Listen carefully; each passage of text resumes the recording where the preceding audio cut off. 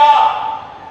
अपनी योजनाओं के माध्यम से तुष्टीकरण की पराकाष्ठा पर चढ़ करके समाज को विकास की धारा से विमुख करने का काम किया। बेटी की सुरक्षा में सेंध लगाने का पाप किया। और आज भी जब ये देश विकास की नित नई ऊंचाइयों को छू रहा है, तब भी ये लोग वही काम कर रहे हैं। याद करिए 2014 में मोदी जी के आने के बाद देश के अंदर एक नया परिदृश्य देखने को मिला है। एक तरफ बिना रुके, बिना टिके, बिना झुके प्रधानमंत्री मोदी जी विकास की योजनाओं को आगे बढ़ाने का काम कर रहे हैं। देश को विकास की नई बुलंदियों की ओर ले जाने का काम कर रहे हैं। दूसरी तरफ विपक्ष है दुष्प्रचार करके बदनाम करने का काम कर रहा है, जाति विस्मरण कर रहा है, अराजकता फैलाने का काम कर रहा है, जातियों को आपस में लड़ाने का काम कर रहा है। बहनों और भाइयों, इन्होंने राष्ट्र नायकों का अपमान किया। नेताजी सुभाष चंद्र बोस हो, सरदार वल्लभ भाई पटेल हो, डॉक्टर श्यामा प्रसाद मुखर्जी हो, या फिर महाराजा महेंद्र प्रताप सिंह, इन सब का अपमान अगर किसी ने किया था तो कांग्रेस ने किया था।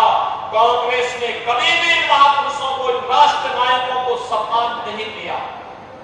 भारतीय जनता पार्टी है इन महापुरुषों को सम्मान देने का काम कर रही है। एनडीए की सरकार में सम्मान देने का काम कर रही है। राजा महेंद्र प्रताप सिंह जी के नाम पर अलीगढ़ में बना विश्वविद्यालय इसका उदाहरण है। मां शाकंभरी के नाम पर सहारनपुर में बना विश्वविद्यालय इसका उदाहरण है।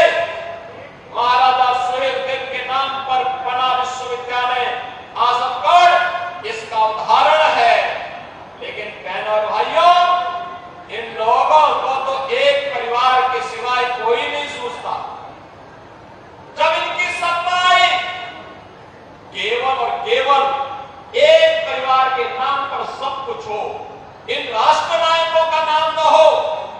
और जब सत्ता में थे तब तो भारत के अंदर भारत के मूल समाज को प्रताड़ित करना, युवाओं के जीवन के साथ खिलवाड़ करना, अन्नदाता किसानों को आत्महत्या करने के लिए मजबूर करना, बेटी और व्यापारी की सुरक्षा में सेंध लगाना, जैसे कांग्रेस को, समाजवादी पार्टी को, इन विपक्षी दलों को जब सत्ता का अवसर प्राप्त हुआ था, इन्होंने खूब दुरुपयोग किया, खूब दुरुपयोग किया, इनको प्रताड़ित किया, अपमानित किया, बाधा, विकास के कार्यों में बाधा स्वयं पैदा की। और जब सत्ता से बाहर हुए, आज भी इनके कारनामे बंद नहीं हुए हैं, आज भी वही कार्य कर रहे हैं।